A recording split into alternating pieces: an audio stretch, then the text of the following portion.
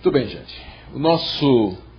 O tema para o tempo que nós vamos estar juntos é exatamente esse aí, ao culto espiritual que nós devemos prestar ao nosso Deus, e nós tomaremos como base os capítulos de 11 a 14 da primeira carta de Paulo aos Coríntios, que é onde nós encontramos provavelmente esse assunto melhor descrito e melhor explicado. E nós vamos começar então com uma análise do que é a primeira carta aos Coríntios. Já que nós vamos usá-la, é bom que nós tenhamos uma ideia geral do que é que nós temos diante de nós. Eu não sei se todos aqui dá para ver a tela direitinho, não é? Eu estou me movimentando quando possível. Muito bem. Quem escreveu a primeira carta aos Coríntios foi o apóstolo Paulo, é o que está dito no início da carta. Ele se identifica, ele e o irmão Sóstenes, como sendo os autores da carta que está sendo enviada à igreja de Corinto. E a autoria de Paulo dessa carta é uma das menos disputadas. Há pessoas que negam que Paulo escreveu algumas cartas que estão no cano, como por exemplo a carta aos Efésios, a carta aos Colossenses, as 3 pastorais. Dizem que foi um imitador de Paulo no 2º século e que a igreja comprou gato por lebre, é chamada pseudonímia. A carta entrou no cânon como tendo sido escrita por Paulo, mas na verdade não foi. Foi alguém imitando o apóstolo Paulo. É claro que essa teoria não tem a menor base, nós temos argumentos para responder com muita tranquilidade essa tese dos liberais, apesar de que eu tenho que dizer para vocês que nós somos a minoria. Uma pesquisa recente que saiu no livro de um estudioso, um comentário no Evangelho de João, de Raymond Brown, que é um estudioso católico, ele fez lá uma pesquisa e diz que os que acreditam que Paulo escreveu a carta aos Efésios e as 3 pastorais hoje representam 30% dos estudiosos de Novo Testamento no mundo. Eu fico feliz de estar entre esses 30%, não vejo razão nenhuma para duvidar o que a igreja vem afirmando desde o início, que Paulo escreveu todas as cartas que levam seu nome. Mas a primeira aos Coríntios, nem os liberais questionam. A autoria dela é certa, que foi realmente, de fato, o apóstolo Paulo que a escreveu, mesmo que ele tenha se valido de um amanuense, capítulo 16, verso 21, a gente acaba a carta com alguém dizendo que escreveu a carta, não é? E a gente fica pensando, quem escreveu então realmente é 1 aos Coríntios. No capítulo 16, verso 21, está dito que, se não me engano, vai demorar para eu procurar aqui. É o Técio que escreveu, não?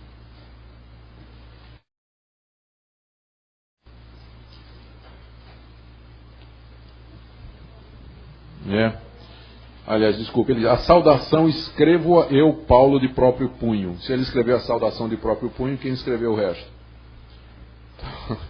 Provavelmente um amanuense. Aí vem a pergunta, qual a liberdade que esse amanuense ou secretário teve? Paulo deu assim os tópicos mais importantes da carta e mandou ele desenvolver, ou Paulo ditou ipsis literis e o cara copiou? Nós não sabemos. O que interessa é que no final Paulo fez a supervisão da carta. Se a pessoa, provavelmente foi Sóstenes, né? Está lá no verso 1, talvez tenha sido esse cidadão aí.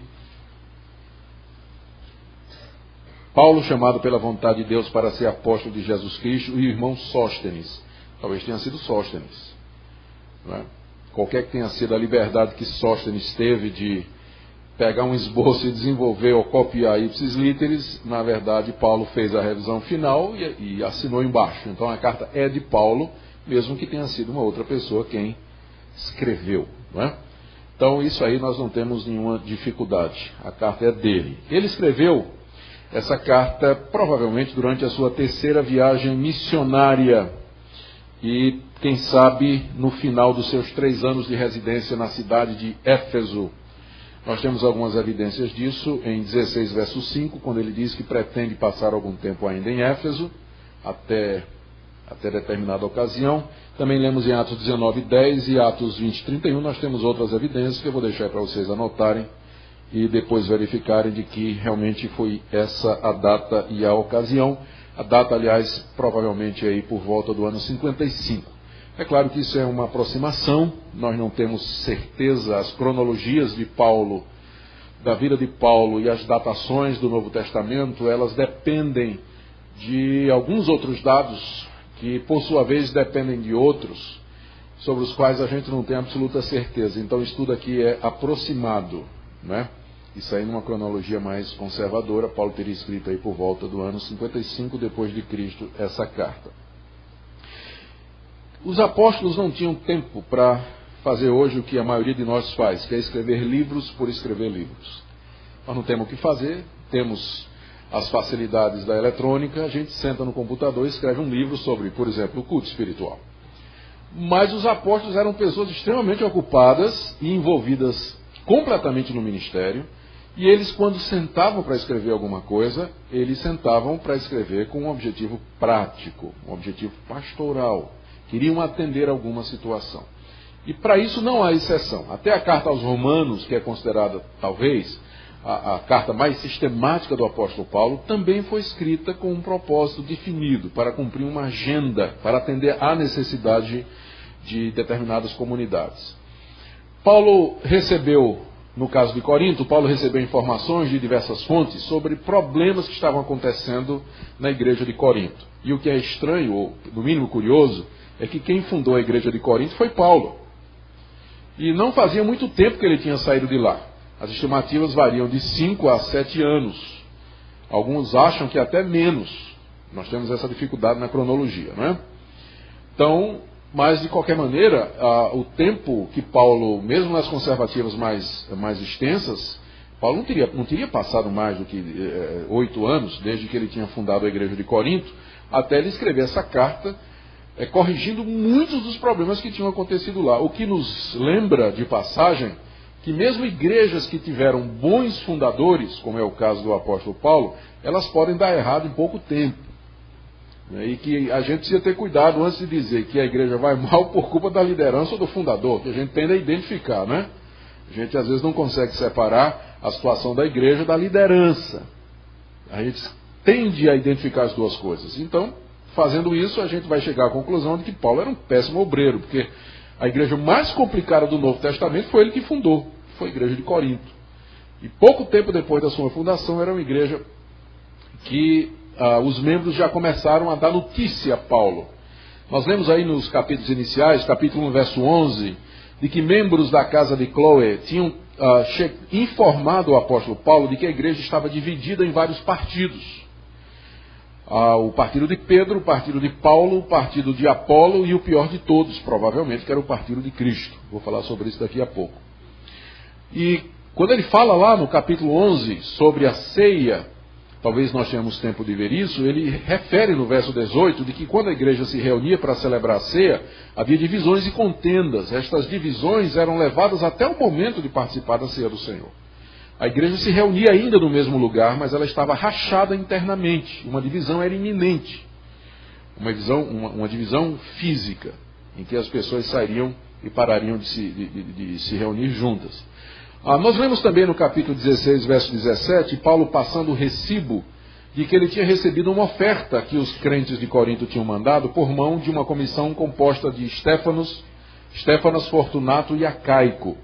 Esses 3 homens que tinham vindo de Corinto para Éfeso trazer uma oferta para o apóstolo Paulo, provavelmente também trouxeram informações adicionais à situação da igreja e como a igreja estava passando.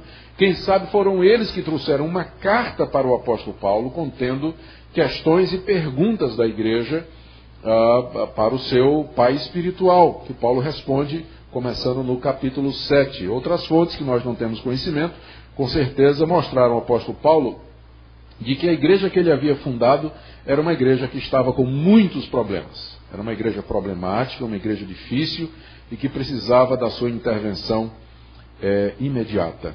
E ele não tem nenhuma dificuldade em atender aos problemas, os que nós podemos saber pela própria carta, fazendo uma leitura em espelho. A leitura em espelho é assim: imagine você entra na sala e está alguém no telefone conversando.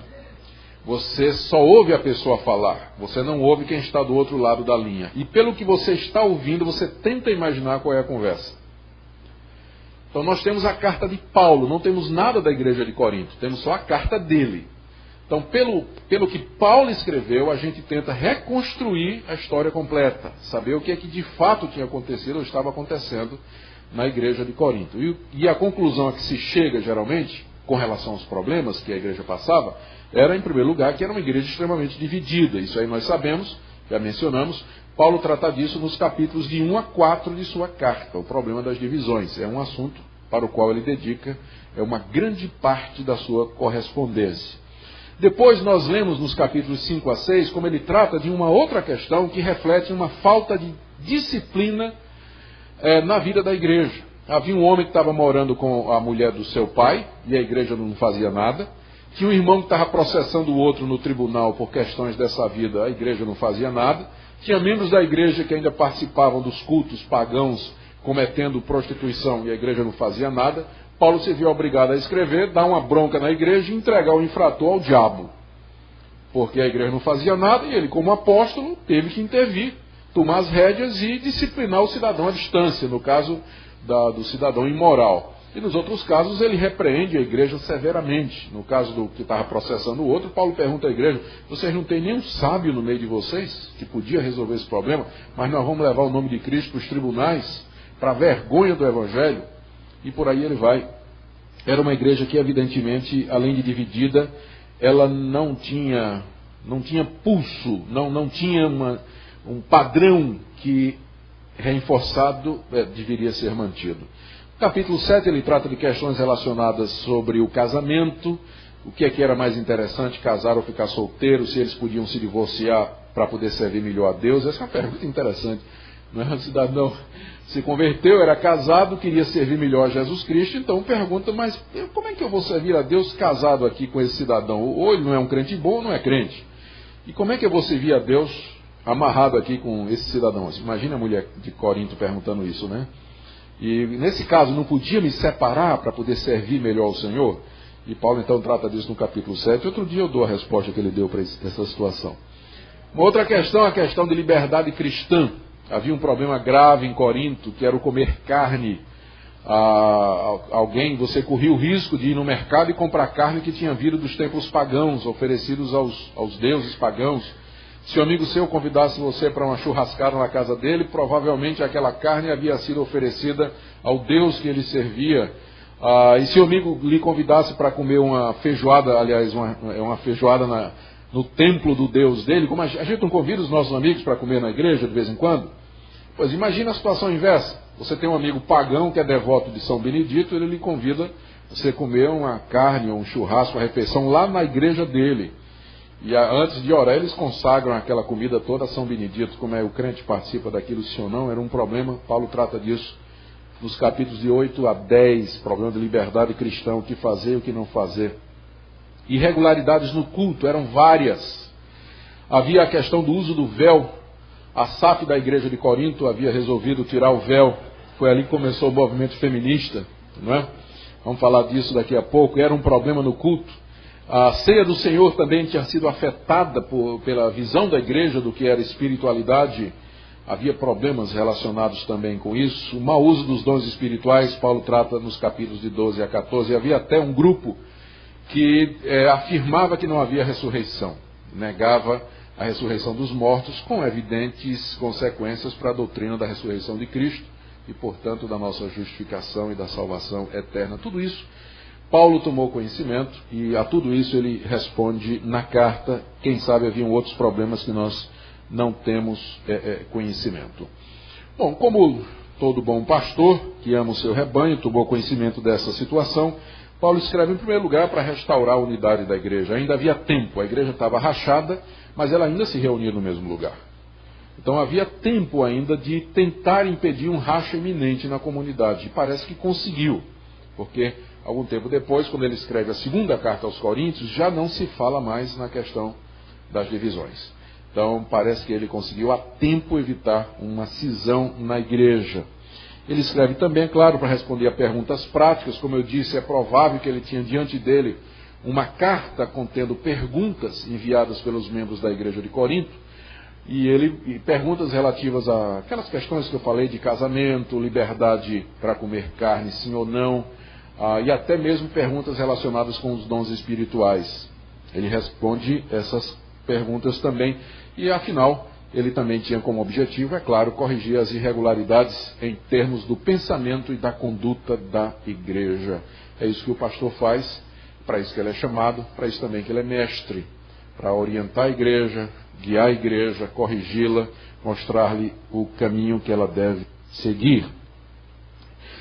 Se a gente fosse pensar ou tentar descobrir qual é o tema da carta aos Coríntios, a resposta é que não tem. A gente podia dar um tema assim, respostas diversas a perguntas diferentes sobre a vida da igreja. Talvez fosse o único tema, não é? Porque não há. Porque Paulo trata de uma variedade de assuntos na carta. Portanto, não há um tema que unifique a carta, porque ele responde a questões diversas e diferentes. De qualquer maneira, essa carta, por causa da abrangência dos assuntos, da seriedade dos assuntos, essa carta ela é provavelmente uma das mais relevantes do Novo Testamento para os dias de hoje, porque a problemática que Paulo trata na carta é bastante similar aos problemas que a gente vê hoje na igreja. Primeiro, o problema da divisão, né? Puxa vida, esse espírito divisionista, ele parece que não abandonou a igreja desde a época do apóstolo Paulo. Hoje nós temos seríssimo problema de divisão nas igrejas. A gente se divide por qualquer questão. E às vezes a gente percebe que a igreja presbiteriana ela cresce mais por divisão do que por qualquer outra coisa. Ao ponto de um velho pastor me dizer uma vez, o diabo dividiu, mas Jesus abençoou. Aí por isso vai crescendo, né? Vai crescendo por divisão. Mas é um problema sério esse problema de divisão. O problema a questão da liberdade de consciência, o que é certo, o que é errado, e o que fazer naquela área cinzenta, onde não tem uma palavra clara na Bíblia, que é uma das áreas também onde os cristãos mais brigam, é nessa área cinza, onde você não tem, nem tem um mandamento proibindo, nem tem uma ordem comandando que você faça. E aí os cristãos brigam mais nessa área, né? Que é exatamente a área um exemplo seria o comer carne sacrificada ao ídolo, que Paulo dá 3 respostas diferentes. Numa situação ele diz não pode, noutra situação ele diz pode, e noutra situação ele diz pode e não pode. Então, um dia eu faço uma exposição nisso aí. Mas é maravilhoso, né?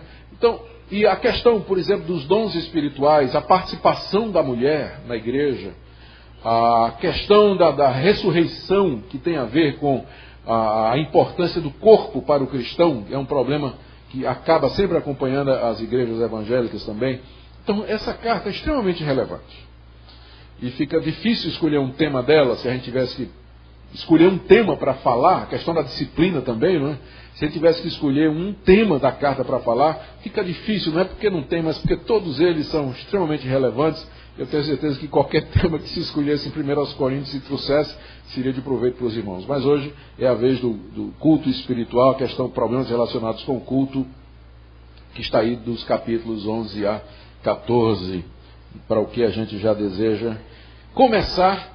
Mas, em primeiro lugar, nós queremos falar a respeito daqueles que, quem sabe, eram os responsáveis por boa parte dos problemas da igreja, que eram os espirituais.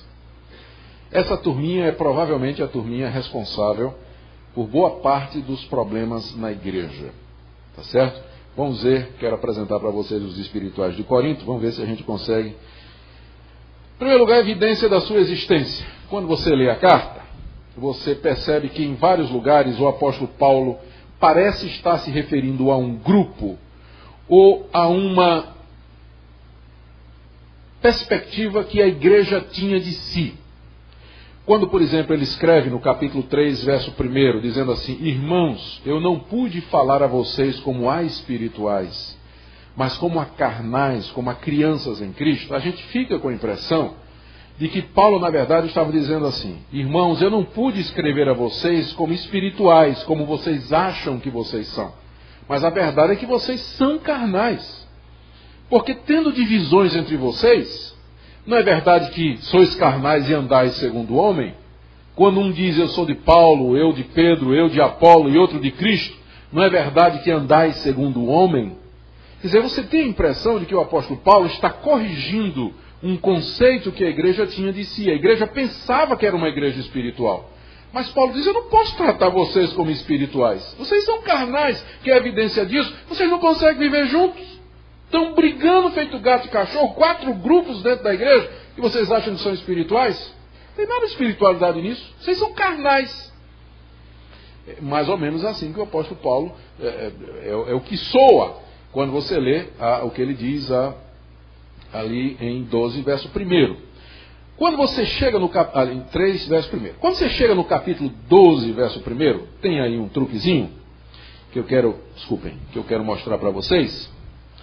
Deixa eu pegar meus óculos aqui, peço a sua paciência aí. Eu vou mostrar a vocês 1 Coríntios 12, verso 1, tá? Mas eu vou fazer assim, vamos apresentar aqui no grego.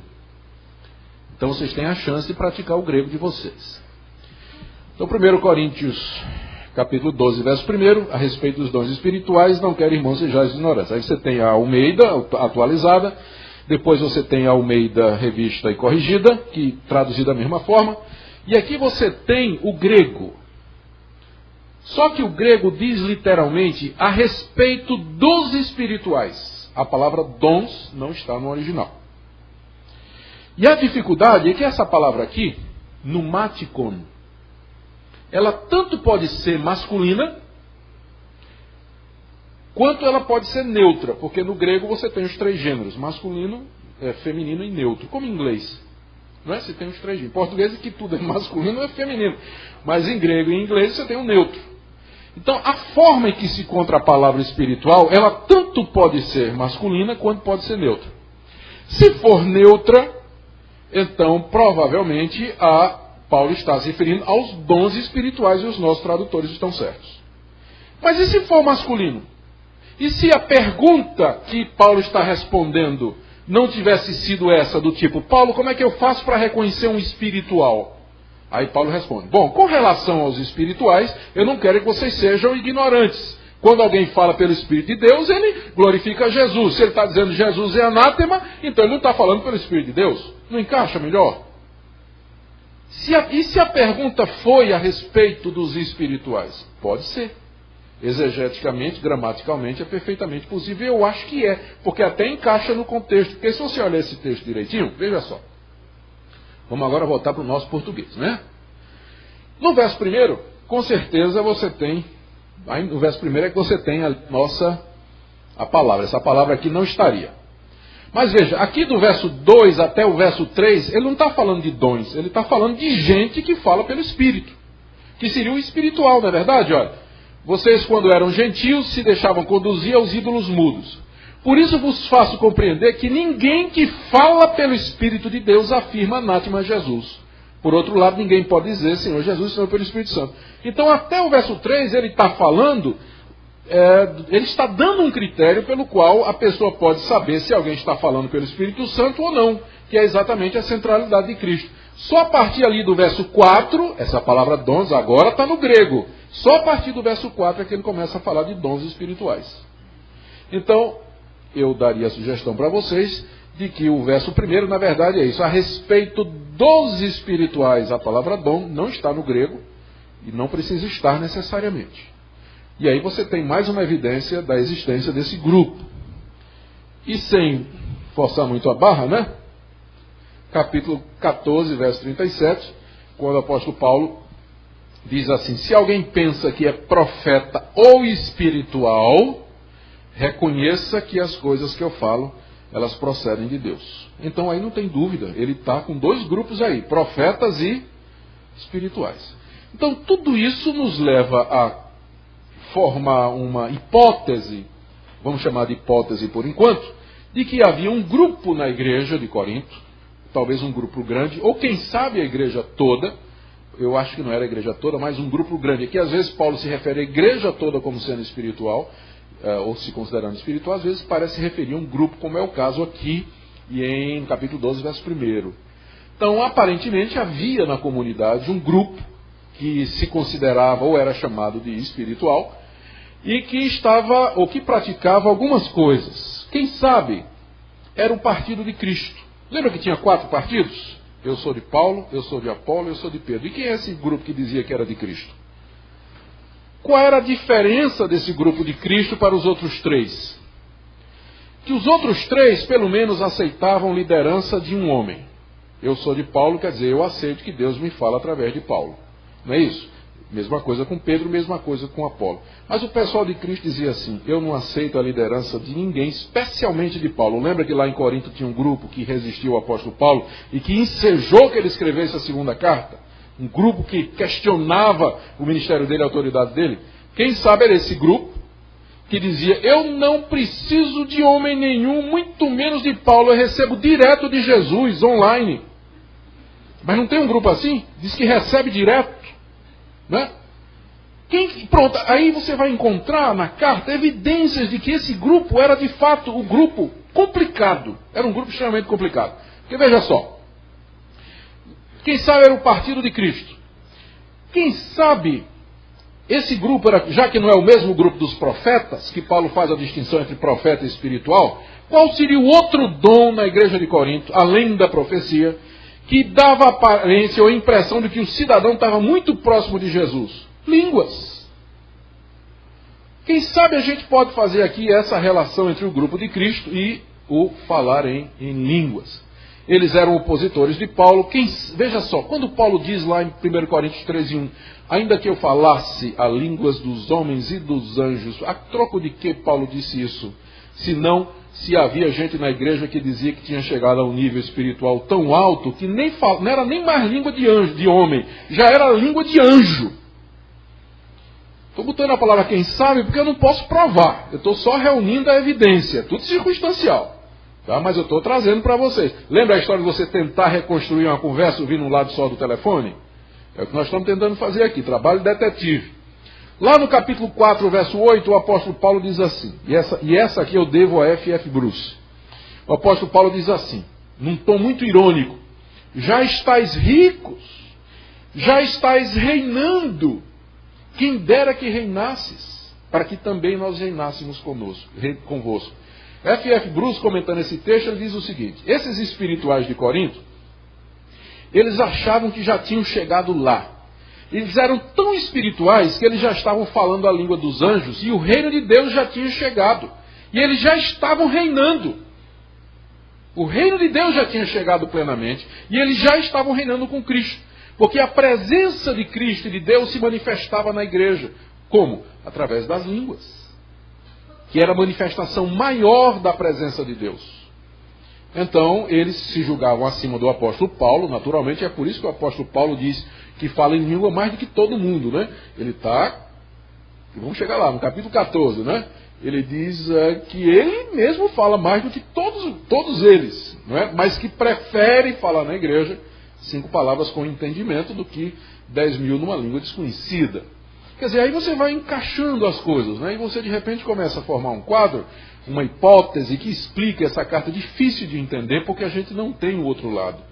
E eu acho essa teoria extremamente interessante, ela nos ajuda a compreender, se é fato, ela nos ajuda a compreender uma série de coisas, né? Ainda no capítulo 9, verso 3, o apóstolo fala daquele que estão julgando o seu ministério, que o questionam.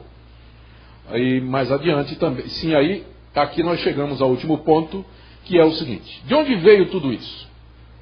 Provavelmente o que aconteceu foi o seguinte: por fatores que estão relacionados com a cultura da Grécia, especialmente ao dualismo grego, a influência das religiões de mistério e uma série de coisas, aquela igreja fundada pelo apóstolo Paulo, em pouco tempo, ela desenvolveu um conceito de espiritualidade que não era bem aquele conceito que o apóstolo Paulo havia ensinado. Ou seja, eles pensavam que ser espiritual estava relacionado com manifestações espetaculares. É por isso que você pode entender como é que uma igreja dividida, uma igreja com problemas morais, uma igreja com problemas doutrinários, ainda pensava que era espiritual. Por quê? Porque a espiritualidade não estava conectada à prática, mas à manifestação no culto. Então, se no culto eu tenho manifestações carismáticas que atestam a presença de Deus e que Deus está comigo, o fato de que nós estamos divididos, tem problemas de imoralidade e problemas doutrinários, isso é tudo secundário. A prova de que Deus está conosco é que no culto tem muita gente falando em línguas. O que prova a presença de Deus. Deus está no nosso meio através das línguas. Paulo vai questionar isso no capítulo 14. Ele vai dizer que se todo mundo começar a falar em línguas e entrar um indouto, vai dizer que todo mundo é doido. É isso que ele vai dizer no capítulo 14. Mas se a palavra de Deus for ensinada, aí sim eles reconhecerão que de fato Deus está no meio de vocês. Quer dizer, ele está fazendo um contraste entre profecia e línguas. Amanhã de manhã, se Deus quiser, nós vamos ver esse ponto aí, que é provavelmente o coração, é onde Paulo diz o que ele quer dizer com muita clareza para aqueles irmãos daquela igreja. Tá? Então, esse é o quadro que eu quero colocar diante de vocês, e por isso que o tema da palestra é o culto espiritual, que podia ser assim: o que é realmente um culto espiritual? Quais são as marcas, ou quais são os sinais da presença de Deus em nosso meio durante o culto? E aqui nós vamos contrastar duas coisas.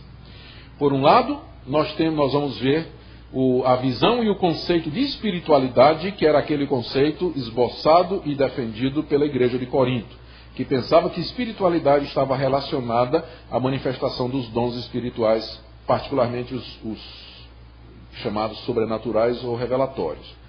E do outro lado você tem a visão do apóstolo Paulo sobre o que seria o mais importante, ou o que seria realmente o essencial no culto, ou a marca da presença de Deus, que ele resume no capítulo 3. Ele diz no final do capítulo 12: buscai com zelo os melhores dons, mas eu passo a mostrar-vos um caminho sobremodo excelente. Que caminho é esse? O amor. É interessante, porque esse capítulo sobre o amor, eu só ouço o pessoal pregar em casamento, festa de noivado, 30 anos de casado, 35, não é? O pessoal, o dia dos namorados, é o pessoal... Paulo não está falando de casamento em 1 Coríntios 13, não está falando de amor de marido e mulher, ele está mostrando qual o melhor caminho para uma igreja do tipo de Corinto. Não faz mal a gente pegar 1 Coríntios 13 e usar para a festa de casamento, um curso de noivado da nossa igreja, não tem problema. Mas não é esse o ponto. Aquele capítulo está ali como alternativa para a espiritualidade corintiana. Desculpa se tem algum corintiano aqui. Mas é alternativa para a espiritualidade corintiana. O verdade que Paulo, em outro lugar, Gálatas capítulo 5, coloca de outra maneira: o fruto do Espírito é amor, e aí vem o resto, né? É um cacho, e que todos os frutos estão apegados ao primeiro, que é exatamente o amor. Bom, são essas palavras introdutórias para a gente tentar compreender o que é que vem em seguida. De que maneira os espirituais de Corinto estavam influenciando o culto? Não tenho tempo para falar de que maneira eles estavam influenciando todos os outros problemas. Também não quero botar a culpa do que estava acontecendo em Corinto só neles. Mas eu desconfio que, se minha tese está correta, eles eram responsáveis por uma série de problemas que estavam acontecendo. Com relação ao culto, em primeiro lugar, as mulheres espirituais desejavam participar do culto nas mesmas condições de igualdade que os homens, portanto, abaixo o véu. Imagine que você é uma mulher de Corinto, uma espiritual de Corinto, você fala em línguas e profetiza igual aos homens. Por que então você vai usar um véu que na cultura daquela época significava que você estava numa posição de subordinação? Você não recebeu os mesmos dons que os homens? Para que usar o véu? Abaixa o véu. Movimento que começou lá na igreja de Corinto, provavelmente por essa razão aí. As espirituais de Corinto queriam plena igualdade na igreja, com base na recepção dos mesmos dons, não é? E você vê que esse movimento não morreu, é claro. Bom, já que a espiritualidade se mede pelas manifestações carismáticas, Deus está conosco na ceia, mesmo que a ceia seja celebrada daquela maneira, com gente embriagada, as disputas ocorrendo, trazidas para o próprio ambiente da ceia, eles não estavam preocupados com isso. As manifestações carismáticas, especialmente línguas, têm prioridade no culto. O culto deles era voltado para esse tipo de manifestação. Porque se você acha que a presença de Deus, se a igreja considera que a presença de Deus se manifesta no culto, através dessas manifestações, é claro que elas terão a primazia, terão maior espaço, é o momento mais importante da ministração, não é? É exatamente esse aí. E também a espiritualidade no culto está relacionada com a manifestação das línguas e outros dons. Então, era dessa maneira que esse conceito falso de espiritualidade, estou dizendo falso com antecipação, mas creio que ninguém vai ter alguma dúvida disso, dessa maneira que esse conceito estava atrapalhando ou de alguma influenciando o que estava acontecendo no culto. Vamos então ver o primeiro problema que Paulo trata relacionado a isso, que é a questão do uso do véu em 1 Coríntios 11, de 3 a 16. Eu vou pedir licença aqui para voltar para o capítulo 11, a partir do verso 3. Aqui, Paulo trata da questão do uso do véu. Eu queria que vocês tivessem suas Bíblias abertas. Quem não tem Bíblia pode seguir aí pelo Data Show. Nós vamos tentar entender essa passagem. Eu não vou ler toda, porque depois eu vou explicar verso a verso quase, e aí nós vamos ler duas vezes. Não é que seja ruim, mas só que o tempo é curtinho, né? E nós temos que ser econômicos nesse sentido. O uso do véu. Em primeiro lugar, qual era o problema? Ao que nos parece,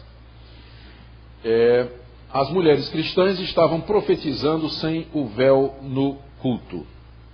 Esse era o problema aí que Paulo trata nessa parte. Rapaz, esse negócio eu acerto uma hora dessa. Veja só, no verso 5, ele diz assim: toda mulher, porém, que ora ou profetiza com a cabeça sem véu, está aqui, desonra sua própria cabeça, que é como se a tivesse rapada. E mais adiante aí, nesse mesmo capítulo, se não me engano é o verso 11, né? Perdão, no verso 10 ele diz: portanto, deve a mulher, por causa dos anjos, trazer véu na cabeça. Então parece que o problema é realmente esse. Era a questão da mulher usar véu durante o culto. E elas naturalmente não estavam se sujeitando à ideia de usar alguma coisa que fosse símbolo de submissão. Quem sabe, não é? Eu já tinha mencionado, a origem disso aí tenha sido as implicações falsas de receberem dons espirituais como os homens. Outros comentaristas acham que talvez, como acontecia nas cidades gregas, elas foram influenciadas pelos movimentos feministas que havia em Roma, porque naquela época já havia. As mulheres se reuniam de vez em quando, raspavam a cabeça, iam para o centro da cidade em Roma, faziam uma passeata dizendo que iriam mais cuidar dos filhos, iriam mais cuidar dos maridos, enfim, queriam liberdade. Então já é antiga as reivindicações das mulheres por direitos iguais. E quem sabe esses movimentos alcançaram a cidade de Corinto. Mas isso é uma suposição. Paulo não fala de influência externa nenhuma aí. E considerando o contexto da carta, o mais provável é que isso aí seja decorrente exatamente dessa ideia. Se eu recebi os mesmos dons que os homens receberam, por que eu vou participar no culto? Por que eu não posso participar no culto em pé de igualdade? Não é? Qual é a diferença entre mim e os homens? Não temos todos os mesmos dons? Por que tem que haver essa diferenciação?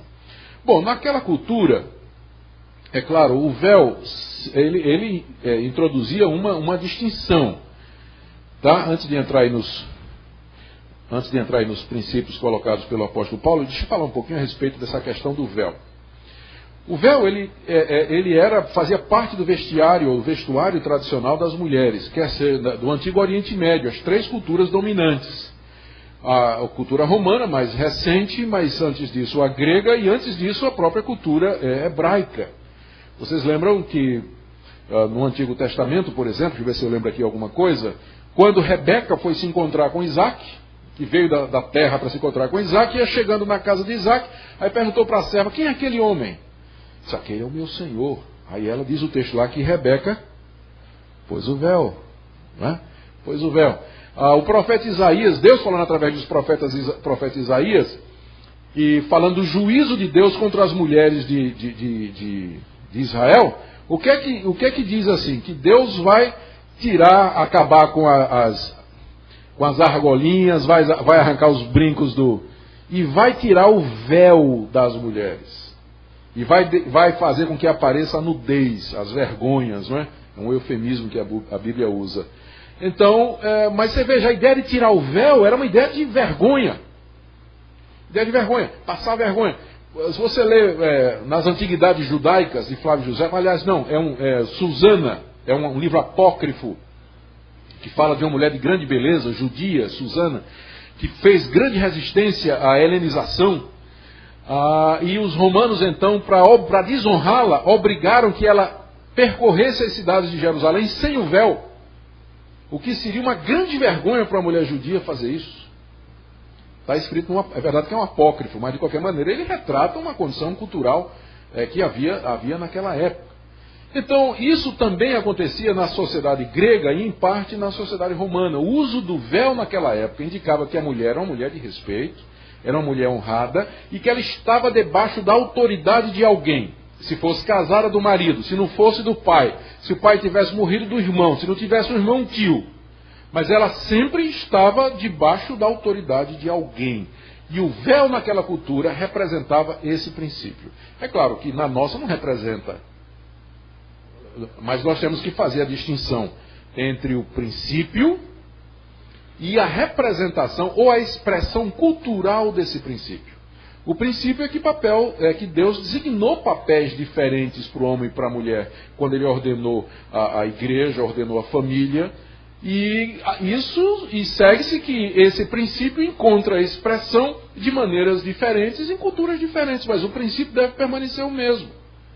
O que a gente deve preservar é o princípio bíblico. A sua expressão pode variar de cultura para cultura. Hoje, nenhuma mulher crente vai usar o véu para expressar que ela está debaixo de alguma autoridade, que na nossa igreja, na nossa cultura, usar o véu você vai ser confundido com uma freira ou com um pinguim gigante, dependendo do seu tamanho.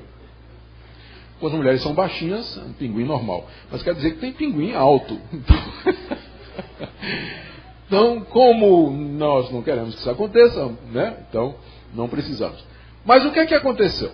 As mulheres de Corinto, quando elas, influenciadas por esse conceito de espiritualidade, e animadas pelo fato de que elas estavam falando em línguas, ou recebido outros dons, à semelhança dos homens, elas perguntaram, por que nós vamos usar o véu? Que é símbolo de que nós estamos debaixo de autoridade, ou temos uma posição inferior. Vamos tirar o véu, porque nós somos iguais aos homens, não tem diferença nenhuma, nós queremos participação igual. Então, quando Paulo está brigando por isso, ele não está brigando por uma peça de vestuário, que Paulo nunca se interessou por moda. A briga não é uma questão de vestuário, a briga é pelo princípio que está por detrás do uso ou não uso do véu. Esse é que é o ponto. Certo? Então a briga é essa. Às vezes a gente confunde a árvore pela floresta. A gente se concentra na árvore e perde de vista a floresta, não é? Paulo não está... A questão não é véu, usar véu, deixar de usar. O problema é que o que é que isso representa? E naquelas circunstâncias, Paulo diz que a mulher tem que usar o véu. Não é que é uma peça de vestuário obrigatório, mas é que naquela cultura, o uso do véu representava uma distinção no culto que Paulo deseja manter. E é isso que nós queremos ver agora e depois as implicações que isso vai trazer para a igreja hoje. Vamos ver alguns princípios que o apóstolo Paulo usou para resolver o problema. São 4 princípios. 4 argumentos, ou são 3. Deixa eu ver o próximo slide. São 4. Primeiro princípio que Paulo usou. Veja bem, vocês devem estar estranhando, porque eu estou parecendo muito teológico, né? Mas veja só. O problema não era uma peça de vestuário. Paulo não podia ter resolvido o problema com uma ordem só, dizendo, mulher, usa o véu e para de conversa. Não podia ter feito isso? Por que ele gasta um capítulo inteiro argumentando, fazendo teologia, vai no Velho Testamento, entra na Trindade, apela para isso, apela para aquilo, só por causa de um véu? É porque para o apóstolo Paulo, primeiro a gente não pode fazer a distinção entre o pastor e o teólogo em Paulo. Ele não consegue resolver um problema pastoral sem partir de um princípio teológico. E ele não consegue fazer teologia sem dizer quais são as implicações práticas e pastorais. Em Paulo as duas coisas se unem e ele é o nosso modelo. Por isso todo pastor ele tem que ser teólogo, ele tem que conhecer, tem que ser mestre. Porque as orientações dele têm que ser fundamentadas na palavra de Deus. E vice-versa. Não adianta também a gente conhecer a palavra de Deus, ser um profissional da Bíblia. Para quê? Se a gente não vai colocar isso a serviço da igreja. O que é que adianta os títulos, os estudos, as pesquisas, se a gente não pode colocá-las a serviço da igreja? É tudo em vão. Então em Paulo nós temos a combinação certa de pastor e teólogo e pastor. Por isso que ele não consegue mandar as mulheres usar o véu sem antes fazer uma exposição, a teologia do véu. Aí ele resolve o problema. O primeiro princípio que ele usa aqui é o chamado princípio teológico. Vamos dar uma olhadinha? Agora nós vamos ler do verso 3 até o verso 7, não é isso que eu coloquei? Verso 3. Quero, entretanto, que saibais ser Cristo o cabeça de todo homem, e o homem o cabeça de Cristo. Quero ser Cristo o cabeça de todo homem, o homem o cabeça da mulher, e Deus o cabeça de Cristo. Todo homem que ora ou profetiza tendo a cabeça coberta, desonra a própria cabeça. Toda mulher, porém, que ora ou profetiza com a cabeça sem véu, desonra a própria cabeça, porque é como se a tivesse rapada. Portanto, se a mulher não usa véu, nesse caso que rape o cabelo, mas se lhe é vergonhoso tosquiar-se ou rapar-se, cumpre-lhe usar o véu. Porque, na verdade, o homem não deve cobrir a cabeça, por ser ele imagem e glória de Deus. Mas a mulher é glória do homem. Tá, vamos aí começar o argumento de Paulo. Essa sessão, vocês estão vendo, ele está tratando do véu. Mas ele começa falando do véu, tratando de um outro assunto. Ele está tratando da questão do o que é ser cabeça. Ele entra no assunto primeiro com o conceito de o que é ser cabeça. É claro que a palavra cabeça aí, ela significa autoridade. Algumas pessoas que não gostam do tom do apóstolo Paulo dizem que a palavra aí, kephalê, em grego, fazem uma pesquisa em alguns escritos gregos, aí dizem que significa origem. Que Paulo tem em mente aí o fato de que a mulher foi tirada do homem. E que por isso ele é o cabeça e o corpo é derivado da cabeça. Pensando nisso, eu sempre brinco com minha mulher que ela foi feita do homem, né? Da costela, carne de segunda. E ela responde que eu fui feito da lama, que é pior ainda. Então eu parei de mexer com ela quando ela me deu essa resposta. Mas a palavra cabeça, ela não significa nesse contexto, evidentemente, origem. Porque está ausente aí a ideia de procedência. Em que sentido a palavra, em que sentido a ideia de procedência avança o argumento de Paulo ou resolve o problema? É claro que a palavra cabeça aí significa autoridade. Exatamente, e aí, essa é a primeira observação. Ele entra na questão do véu, tratando da questão de ser cabeça, quer dizer, de autoridade. Lembra que eu disse, não é apenas uma questão de uma peça do vestuário feminino, tem outras coisas em jogo lá. E aí, quando ele fala disso, ele faz, veja só, ele aborda essa questão a partir da própria Trindade. Eu não sei por que motivo ele primeiro disse que Cristo é o cabeça do homem, o homem é o cabeça da mulher e Deus o cabeça de Cristo. Talvez a gente dissesse que ele devia ter dito assim, que Deus é o cabeça de Cristo, que é o cabeça do homem, que é o cabeça da mulher. Aí você tem a escadinha, né? O princípio de autoridade que começa lá na Trindade e desce até a igreja. Deus estabeleceu uma ordem, uma sequência no universo. Ele é o cabeça do Filho, que por sua vez é o cabeça do homem, que por sua vez é o cabeça da mulher. Eu não sei por que ele começou com Cristo, depois ele foi a mulher, né, e depois Deus o cabeça. Ninguém sabe, a verdade é essa, porque é que Paulo fez isso. Ele deve ter tido as razões dele, né? Mas o ponto é que ele talvez não esteja o princípio permanece o mesmo, né? Não altera, mesmo que a ordem não seja a que nos pareceria lógica, o ranking maior. Mas o ponto aqui que vocês têm que observar é que Paulo, quando vai tratar essa questão do véu, ele começa trazendo diante de nós a doutrina da Trindade. Deus é o cabeça de Cristo. Epa, mas Cristo não é Deus? Os dois não são iguais? Sim. De fato, nós temos que fazer aqui a distinção entre Trindade ontológica, como ser, em que todas as três pessoas da Trindade são iguais, e a chamada Trindade econômica, a Trindade como organizada no plano de redenção do homem. E aí, nesse sentido, o Pai envia o Filho, e o Filho e o Pai enviam o Espírito. É nesse sentido que Jesus disse numa certa ocasião, o Pai é maior do que eu. Não se referia em termos de ser, mas no sentido de que quem envia é maior do que aquele que é enviado. Então, nós estamos aqui falando da Trindade econômica. No plano da salvação, a Trindade se organizou de tal maneira que o Pai é o cabeça, Deus é o cabeça de Cristo. E aí, nessas mesmas condições, ele continua, ele desce. Da Trindade, ele puxa um fio para a terra, onde ele diz que essa sequência, ela é o começo de uma sequência que termina na relação eclesiástica. O homem é o cabeça da mulher. De onde você percebe que quando Paulo argumenta sobre essas questões, a argumentação dele não é cultural.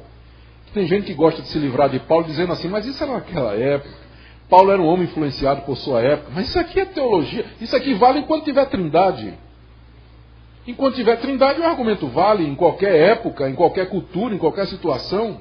Não é? O argumento de Paulo não é cultural. Aliás, quando ele trata dessas questões, ele nunca argumenta paroquialmente, ou culturalmente, ou socialmente. A argumentação dele é teológica, sempre.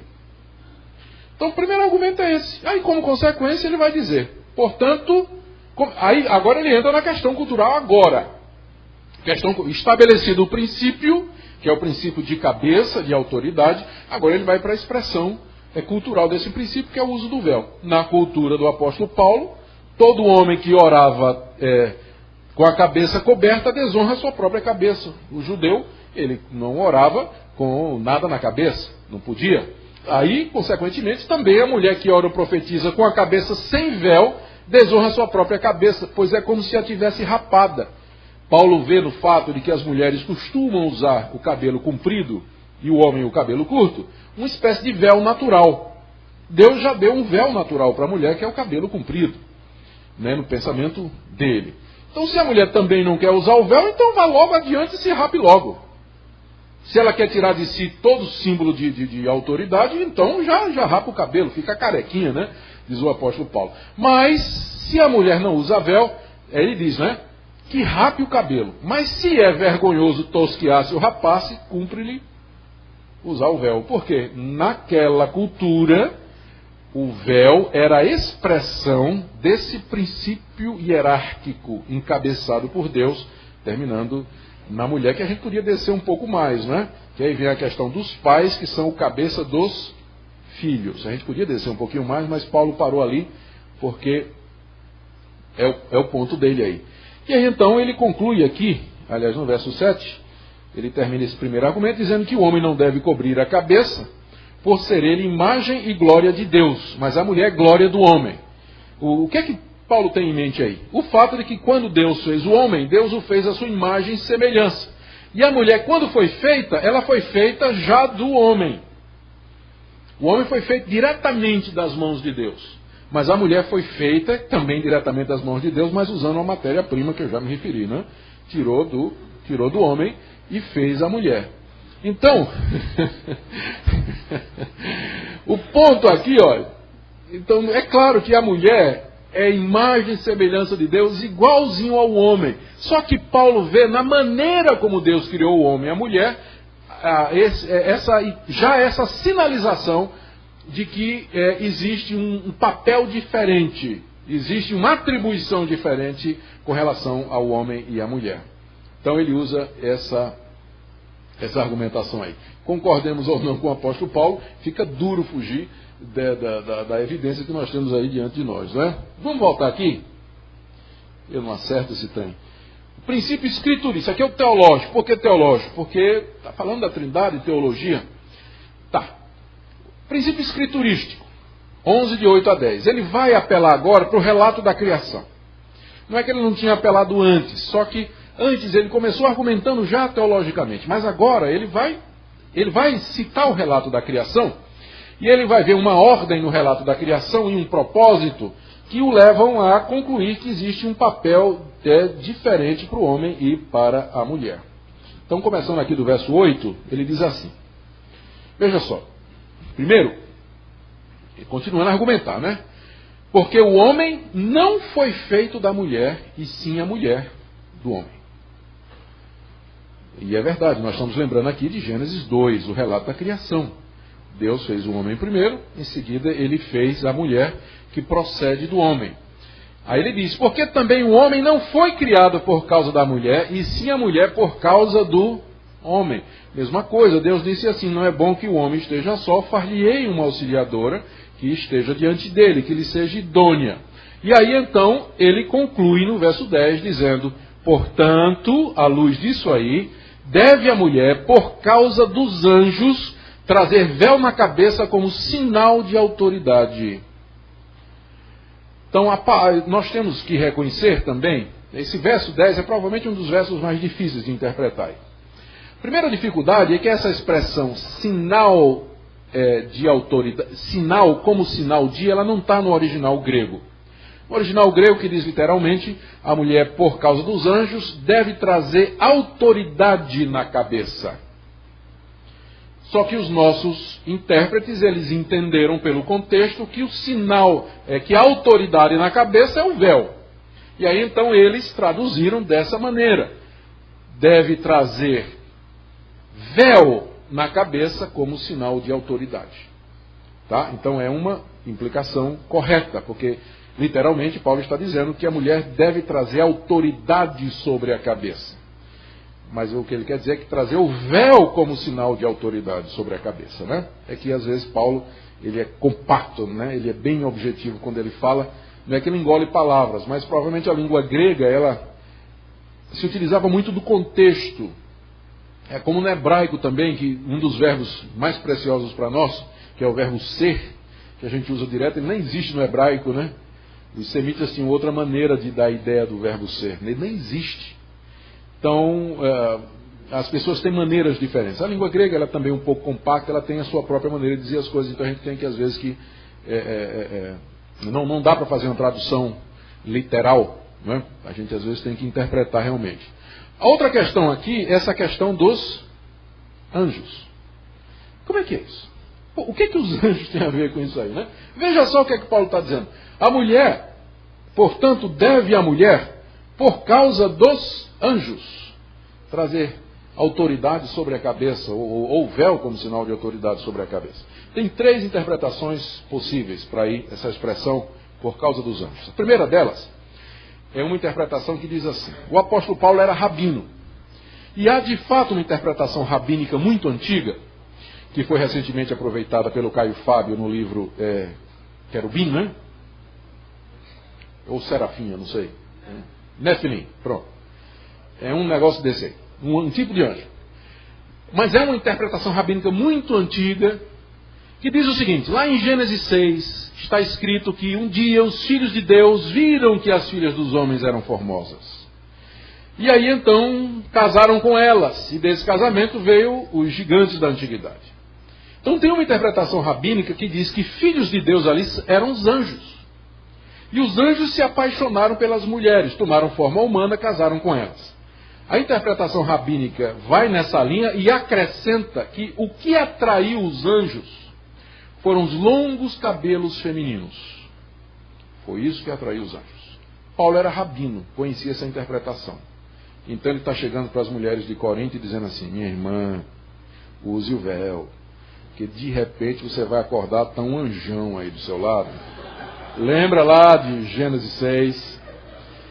Então, o véu seria usado por causa dos anjos. Quer dizer, para evitar que repetisse, que é um perigo, né? Se os anjos foram atraídos pelos cabelos, longos cabelos femininos, a mulher andar sem véu é um perigo. Pode atrair os anjos, não é? Então, veja, é o argumento do desespero. Paulo não consegue convencer as mulheres, então partiu para a baixaria.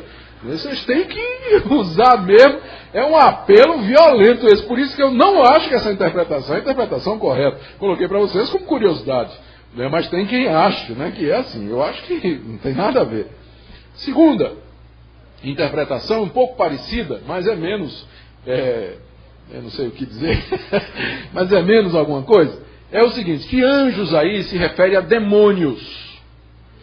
E seria da seguinte maneira: a mulher que usasse a cabeça sem véu, ela estaria expondo a longa cabeleira feminina diante dos homens, e aquilo provocaria nos homens a cobiça. E os anjos maus tentariam os homens a cometer pecado. Então, por causa dos anjos, leia-se demônios que vão tentar os homens, vocês têm que usar o véu. Hoje, em termos modernos, a gente diria, Paulo diria assim para as irmãzinhas maneirarem no tamanho da saia, né? Que antigamente era maxi, depois virou a midi, depois veio a mini, a micro e hoje é a pra que saia, né? Pra que saia? Precisa. Pra que saia? Não tem necessidade. Então era mais ou menos como se o apóstolo Paulo estivesse dando um conselho às mulheres para não permitir que os anjos, entendido como os demônios, tentassem os homens na igreja. Essa interpretação deve ser rejeitada por uma questão exegética. Nunca no Novo Testamento a palavra anjos, sozinha, ela é usada para se referir a demônios. Nunca. Quando a palavra anjo é usada para se referir a demônios, geralmente ela é qualificada, os anjos caídos ou anjos maus, ou a palavra padrão é espíritos imundos, né? Para referir aos demônios. Então não seria a única vez no Novo Testamento que a palavra anjo significaria demônio, né? Quer dizer, é arriscado. Não é que é impossível, né? É que é impossível, mas a gente não sabe. Há uma terceira explicação que eu considero a menos problemática. Ela tem suas dificuldades também. E eu também não digo que ela é a explicação correta, mas é que me parece menos problemática. É que no Novo Testamento e no Antigo nós temos evidência de que os anjos participavam dos cultos cristãos. Participavam assim, estavam presentes. Lá em Hebreus está dito que eles são espíritos ministradores enviados a serviço a favor daqueles que hão de herdar a salvação. O apóstolo Pedro diz que os anjos eles ficam prescrutando estas coisas do Evangelho, querendo entendê-las. Então não é muito concluir a presença de anjos durante o culto em que se está oferecendo a Deus. Então o argumento de Paulo, se for esse o caminho, o argumento de Paulo poderia ser mais ou menos assim. Se vocês não querem usar o véu, por conta do respeito, sinal de submissão aos homens, lembrem pelo menos que os anjos, que são seres mais poderosos e mais gloriosos, estão presentes no culto conosco. Alguns levam isso tão a sério que em algumas igrejas eles botam uma cadeira para o anjo Gabriel. Já viram esse tipo de culto? Pois é, uma cadeira para Jesus, uma cadeira para o anjo Gabriel. Senhor, assenta-te, o anjo Gabriel também assenta. Tem igrejas que fazem isso, né? Não precisamos chegar a esse ponto, mas não há dificuldade em admitir a presença dos anjos entre nós. Talvez seja esse o argumento do apóstolo Paulo. Qualquer que seja, é certo que a igreja de Corinto entendia o que Paulo queria dizer. E era alguma coisa que avançava o argumento dele. E a conclusão dele é essa. Portanto, à luz de toda aquela argumentação, deve a mulher, vamos esquecer por enquanto a questão dos anjos, trazer véu na cabeça como sinal de que ela está debaixo de autoridade. Então essa é a conclusão de Paulo. A mulher deve usar o véu. Por quê? Porque o que está em jogo aqui, volto a dizer, não é questão de vestuário, não é um problema cultural, é uma questão de um princípio de autoridade. Há uma diferenciação. É isso pelo que Paulo está lutando. Mas logo em seguida,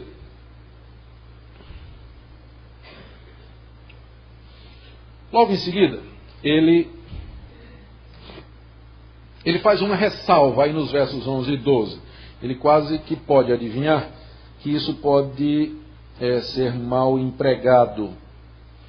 Né? Isso que ele diz pode ser mal empregado. E no verso 11 e 12 ele faz uma ressalva. Ele diz, no Senhor, todavia, nem a mulher é independente do homem e nem o homem é independente da mulher. Porque como provém a mulher do homem, assim também o homem é nascido da mulher. E tudo vem de Deus. Você veja como que de repente aqui ele deu uma amaciada, né? Para evitar que os homens pensassem que ele está falando de absolute power, né? Poder absoluto. Não é nada disso que Paulo está falando. Veja como ele agora faz uma ressalva. Ele diz que no Senhor nós dependemos um do outro. O homem não é independente da mulher e nem a mulher é independente do homem. O fato de que Deus estabeleceu papéis distintos na criação para o homem e para a mulher, não quer dizer que o homem é independente da mulher ou que o homem seja superior à mulher. Ele apenas ocupa papel e função diferente daquele que foi atribuído à mulher. Porque em Cristo nós não somos independentes uns dos outros. E aí no verso 12 ele vira a mesa, né? Como provém a mulher do homem, é verdade, a mulher veio do homem, mas não conheço nenhum homem que não tenha vindo de uma mulher. Matou, né? Tá aí, ó. Assim também o homem é nascido da mulher. É verdade, a mulher foi feita do homem, mas a partir dali todo homem veio de uma mulher. Então com isso Paulo está querendo dizer que nós precisamos um do outro e que esse argumento ele não pode ser usado para menosprezar, para diminuir, para oprimir a mulher. Porque há um equilíbrio em tudo isso, não é? E no final ele termina dizendo, e tudo vem de Deus. Mas ele achou que ainda não tinha argumentado o suficiente, não é? Ele vai continuar argumentando. O homem é incansável. Rapaz, eu não acerto uma. Aí ele vai o princípio da natureza. Eita, esse é difícil. Versos 13 a 15. Ele diz assim, 13 a 15. Julgai entre vós mesmos, é próprio que a mulher ore a Deus sem trazer o véu?